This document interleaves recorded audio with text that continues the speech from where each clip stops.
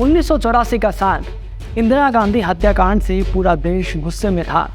इसी साल मध्य प्रदेश में विधानसभा चुनाव होते हैं। बीजेपी भिंड विधानसभा सीट से राजमाता विजयाराजे सिंधिया की बेटी वसुंधरा को चुनावी मैदान में उतारती है। वसुंधरा सियासत में नई थी। ये उनके सियासी करियर का पहला चुनाव था। ऊपर से देश में कांग्रेस को लेकर सहानुभूति लहर। ऐसे में चुनाव हुए तो वसुंधरा 85,000 वोटों के फासले से हार गई। पहले ही चुनाव में करारी हार वसुंधरा मायूस हो गई। ये हार फकत वसुंधरा राजे की हार नहीं थी, बल्कि पूरे राज परिवार के रुतबे की हार थी।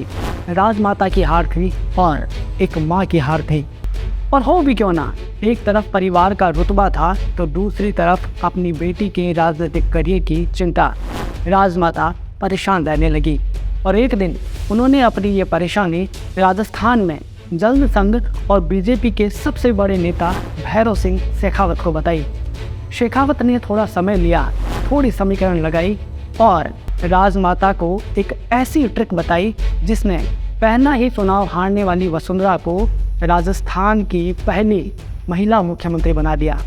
नमस्कार, मैं सुमित शर्मा और आप देख रहे हैं खबर अपडेट की खास सीरीज सियासी किस्से, जिसके पहले एपिसोड में हम बात करेंगे राजस्थान की पहली महिला मुख्यमंत्री रही वसुंधरा राजे सिंधिया की।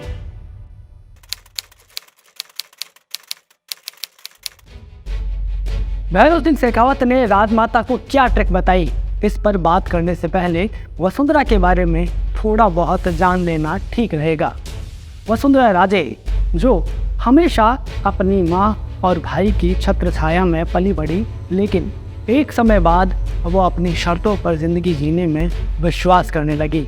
ये वही वसुंधरा थी जिन्होंने अपनी माँ से ये कह दिया था कि उन्हें बोर्डिंग स्कूल भेज दो, क्योंकि वो सोने के इस पिंजरे में कैद नहीं रहना चाहती, वो आम लोगों की तरह जीना चाहती है। ये वही वसुंधरा राजे थी जिन्हें सियासत की तालीम अपनी माँ से मिली थी और उन्हीं की दी सीखों को दिलो दिमाग में रखकर उन्होंने सियासी डग भरने शुरू किए थे। और ये वही वसुंधरा राजे थी जिनकी शादी राजस्थान के धौलपुर के महाराजा हेमंत सिंह से हुई थी, लेकिन किसी बात को लेकर पति पत्नी में अनबन हो गई, जिसके बाद राजे अपने पति से अलग हो गई। तो कुछ ऐसी थी वसुंधरा राजे, अपने मन की सुनने वाली, कभी हथियार न डालने वाली और चुनौतियों का डटकर सामना करने वाली। भैरव सिंह शायद राजे के इस रूप से वाकिफ थे, तभी तो जब विजयाराजे सिंधिया ने उनसे राजे के बारे में सलाह मांगी तो उन्होंने राजमाता को बोल दिया कि वसुंधरा को फिर से उनके ससुराल धौलपुर भेज दो। फिर से धौलपुर? विजयाराजे सोच में पड़ गई। भैरव सिंह ने फिर उनका ध्यान खींचा, बोले, बिटिया का राजनीतिक करियर बनाना है तो उसे धौलपुर भेज दो। अब शेखावत कह रहे हैं तो कुछ सोच समझकर, गणित लगाकर ही कह रहे होंगे। राजमाता ने रजामंदी दे दी और वसुंधरा वापस धौलपुर आ गई। इस बात के करीब एक साल बाद, यानी साल 1985 में राजस्थान में विधानसभा चुनाव हुए। तब बीजेपी ने वसुंधरा को टिकट देकर चुनावी मैदान में उतार दिया। राजे के सामने थे कांग्रेस उम्मीदवार भंवरलाल। खैर, चुनाव हुए, नतीजा आया तो सब हक्के बक्के रह गए। वसुंधरा राजे जीत चुकी थी, वो भी करीब 22,000 वोटों के फासले से। धौलपुर के लोगों ने अपनी बहू की जीत का जश्न मनाया। राजमाता की चिंता दूर हुई, उधर वसुंधरा भी खूब हर्षाई। और इसी के साथ अब बाबू साहब यानी भैरव सिंह शेखावत राजस्थान में राजे के गार्जियन बन गए। उन्होंने ये रिश्ता बखूबी निभाया भी। पहले तो राजे को युवा मोर्चा का अध्यक्ष बनाया, फिर प्रदेश में उपाध्यक्ष। इतना ही नहीं, साल 1989 में लोकसभा चुनाव में झालावाड़ सीट का टिकट देकर बोले, जीत कर आना। इसके बाद चुनाव में इधर वसुंधरा ने जी तोड़ मेहनत की तो उधर खुद राजमाता बेटी को चुनाव जिताने के लिए प्रचार में जुट गई। सियासी समर हुआ, जबरदस्त मुकाबला हुआ। नतीजे आए तो राजे ने पिछली बार से भी ज़्यादा हैरान किया। उन्होंने अपने प्रतिद्वंदी कांग्रेस के शिव नारायण को करीब 1.5 लाख वोटों से करारी शिकस्त दी। ये चुनाव वसुंधरा के लिए मील का पत्थर साबित हुआ। इसके बाद तो राजे ने कभी पीछे मुड़कर नहीं देखा। उन्होंने यहाँ से एक के बाद एक 4 और चुनावों में जीत हासिल की। आहिस्ता आहिस्ता झालावाड़ की पहचान वसुंधरा के गढ़ के तौर पर स्थापित होने लगी।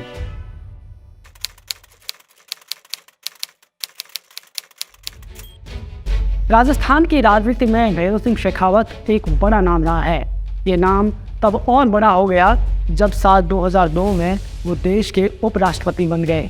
वैसे राजस्थान में साल 1952 से 2002 तक के कालखंड को भैरव सिंह युग कहा जाता है।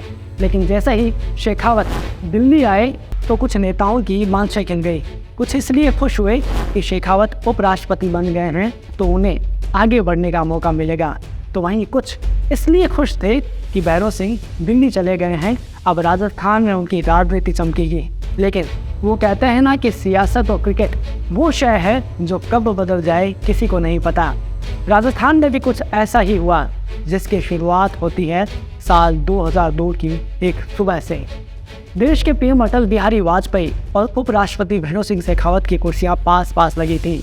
दोनों एक साथ सुबह का नाश्ता कर रहे थे। बातों ही बातों में अटल जी ने शेखावत से राजस्थान में पार्टी के नए प्रदेशाध्यक्ष के नाम के बारे में उनसे जानकारी ली, उनसे पूछा। तब पहले तो कुछ नामों पर चर्चा होती है, फिर अचानक शेखावत एक ऐसा नाम लेते हैं जिसे सुनकर अटल जी चौंक जाते हैं। ये नाम कोई और नहीं बल्कि अटल सरकार में मंत्री और धौलपुर की रानी वसुंधरा राजे सिंधिया का था। अटल जी का चौंकना लाजमी था। वजह कई थी, मसलन वसुंधरा का राजस्थान की राजनीति से अलग थलग होना, पहला चुनाव हार जाना। हाँ, एक ज़माने में वो धौलपुर में उनका ससुराल ज़रूर था, लेकिन फिलवक्त वो पति से अलग होकर मध्य प्रदेश में अपनी माँ विजया राजे सिंधिया के साथ रह रही थी। ऐसे में शेखावत ने वसुंधरा का नाम आगे क्यों किया? अटल जी का भी यही सवाल था। तब भैरव सिंह इसकी वजह गिनाने लगते हैं। वसुंधरा का राज परिवार से होना, फिर धौलपुर के जाट राजघराने में शादी और उनके बेटे दुष्यंत की पत्नी निहारिका गुर्जर समुदाय से होना। अगर वसुंधरा को प्रदेश अध्यक्ष बना दिया जाए तो एक तीर से 3 निशाने लगाए जा सकते हैं। राजस्थान की 3 बड़ी जातियां राजपूत, जाट और गुर्जर समाज के वोट बटोरे जा सकते हैं, यानी एक पंथ और अनेक काज। शेखावत की बात सुनकर अटल जी की बात से खिलाई। उन्हें अब माजरा समझ आ चुका था और वसुंधरा के नाम पर मुहर लग गई। बात आगे बढ़ती है और वसुंधरा तक पहुंचती है, लेकिन वसुंधरा का मन राजस्थान में नहीं रमता था। वो झालावाड़ से चुनाव जरूर जीतती थी, लेकिन फिर से राजस्थान जाने के लिए उनका मन राजी नहीं हुआ। राजमाता ने समझाया, वसुंधरा नहीं मानी। साथियों ने समझाया, वसुंधरा नहीं मानी। आखिर में जब भैरव सिंह शेखावत ने उन्हें जोर देकर कहा तो वो मना नहीं कर सकी। इसके बाद नवंबर 2002 में वसुंधरा के नाम के आगे एक और पदनाम जुड़ गया, राजस्थान बीजेपी की प्रदेशाध्यक्ष।